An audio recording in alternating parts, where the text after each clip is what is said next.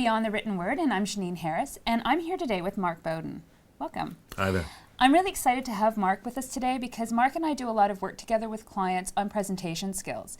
Mark, why don't you tell me a little bit about all the work that you do, and then we'll talk specifically about video. Wow, all the work that I do. How long have you got? Okay, you've got 2 minutes to tell me what you do. Okay, 2 minutes to tell you what I do. Well, I guess I work with people all over the world who want to stand out, win trust and profit every time they speak. And what that might mean is that they're communicating to all kinds of audiences. It could be people who are running large organizations, maybe companies of some sort, some politicians I work with, and they need to come across in such a way that they win trust immediately when they speak, and that's the kind of work I do with people. That was less than 2 minutes, I think. That was very good. I've got more time. I'm not going to use it. Okay, well let me hit you up with some questions. What are some of the biggest challenges for people that are presenting? What are some of the biggest challenges they face? Oh gosh, I would think probably one of the biggest challenge is they're not doing this on a daily basis. So you and I guess many times a week, we might be in this situation. Here we are in the studio, and we're probably relatively used to it. It's not that it isn't still a little kind of anxiety-inducing, but I guess I'm relatively used to this. I've got some experience, and so I can predict some of the things that might go right or might go wrong. I guess for a lot of the people who are presenting, especially on camera, they haven't got a lot of experience. They can't predict. If they can't predict, they get anxious, and that can show in their performance. And what kind of things do you see when people are anxious on camera? So it would be gestures of self-soothing, like this. Not that I don't do this sometimes, but it's not doing it all the time that could make a difference. But even people who aren't, clearly under stress like this, often they just don't know where to look. Which camera? Is it you? Am I talking to you, or am I talking to myself, or is this the camera, or is that over there the camera? Here we've got a couple of cameras, and often they might go off and look into the distance somewhere, or look kind of past you somewhere here. Is that a bit odd if I talk to you like that? It's a little creepy, actually. Yeah, a little creepy. So it's often things like that. There's obviously a whole technology around this. Obviously, it's more available to people like me, outside of the professionals who are filming stuff like you. I can get hold of some of this stuff relatively cheaply, but it doesn't mean that I know how to use it or I'm used to using it. Right. So, I think what I'd like is some tips, and maybe pick 3 of your top tips for people performing on camera, whether you're doing it on your own or with a professional. Let's hope if you're working with a professional that you've got somebody directing you, but it's good to go in prepared. So what are 3 tips that you would give people in preparation for going on camera? Good. Let's start with tip number 1. Best to start with tip number 1. Well, I'm going going to start at tip number 3. 3. Tip number 3. Okay. Tip number 3, which is really tip number 1. I'm just going to do them in reverse. Okay. So tip number 3. Tip number 3. I'm going to have a super come up right between us, number 3. Yeah, exactly. Okay. That's good. Ding. That's good. Decide exactly who you're talking to. Yeah, so at the moment, I've decided that I'm talking sometimes to you and sometimes to you there. Hi there.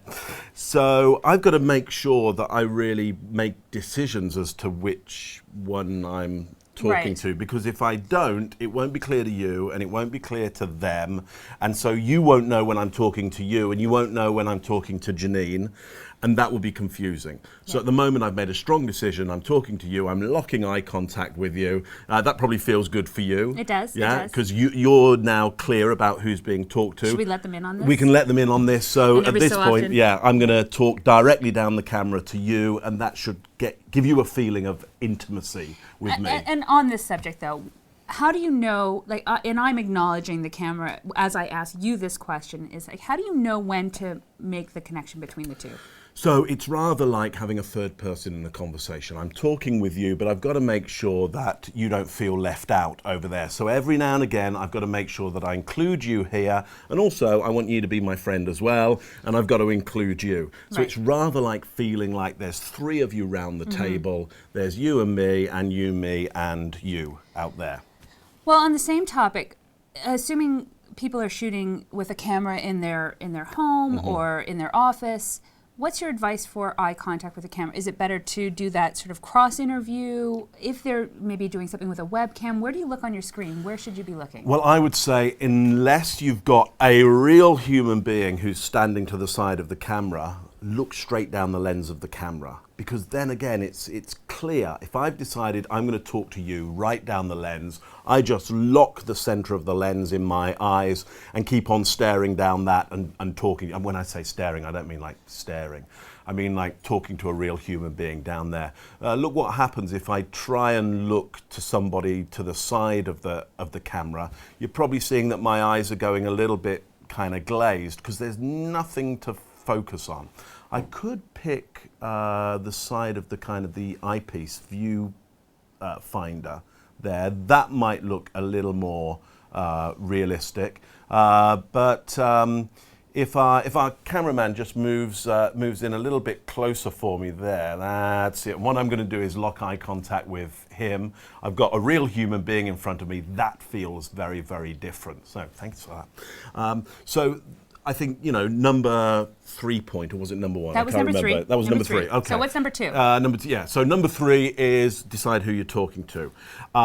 Number 2, what's number 2 point? I would think number 2 point is stop worrying about your content.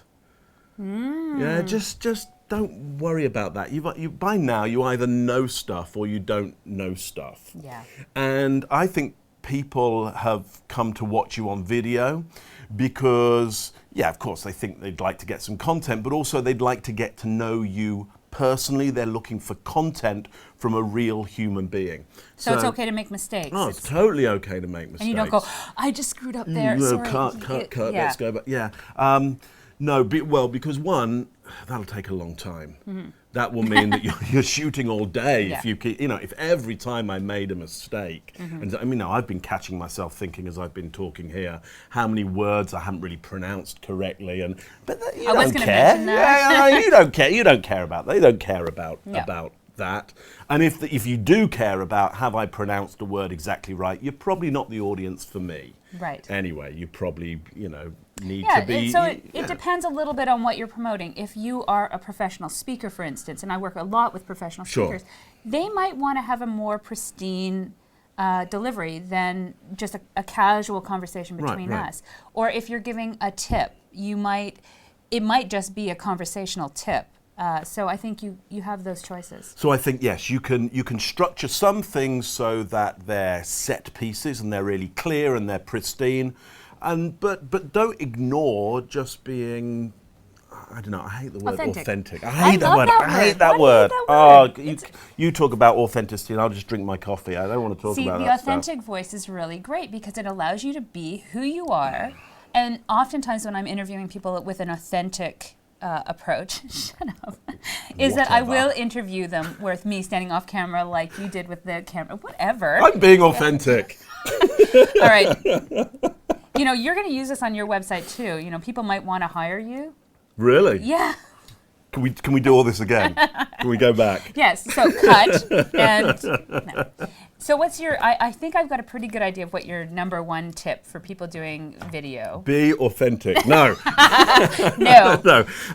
Clearly that doesn't count for anything. Okay, so look, one of my specialities is around body language, and I've done a lot of work and research around what body language wins trust with people immediately. And here's my number 1 thing is don't allow your hands down by your sides, on your legs there, or hanging down by the sides. Like what I'm doing right now? Right, what you're doing right now. Okay. But we're going to use the other camera I've been like this the whole time. Sure. Sure, you have been trained well. Yeah. So my prescription is either have your hands in what I call the truth plane here, which is this kind of belly area, a lot of open palms, because this wins trust with the audience. I could go into a lot of detail around why it does that. But now, I've seen that definitely more when standing.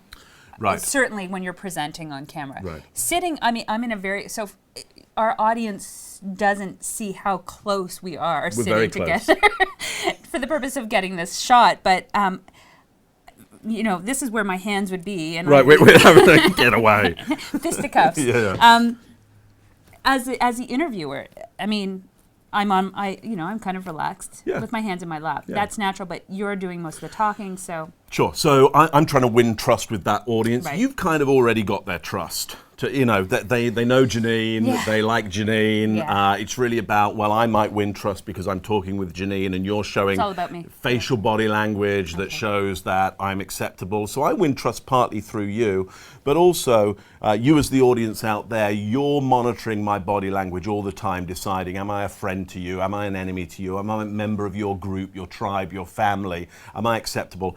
This is my top way of winning that trust immediately. You can also go up to passion. We're excited. Yeah, we'll get very excited, and it will seem, but it might get too excited, Yes. and I can especially see. we're very close. Well, I can see you're backing off from me around there. So I might go up there now and again, but most of the time I'm going to stick to this calm, assertive, and of course trustworthy, and of course it's not necessarily authentic.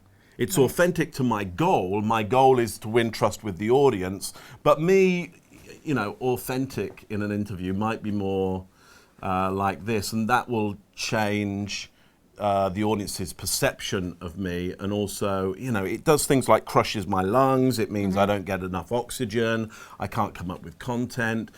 This this opens up my body. I'm getting more air. You could try sitting on magazines. You are sitting on magazines. Yes, you've got like see, this is 3 the hidden inches world, of- the hidden world of production. So we won't tell them about that stuff. No, yet. Yeah. that's deadly secret. Yes. Sitting on magazines. So before and I just touched on the knee, which probably in a body language thing I is did not notice that. allowed.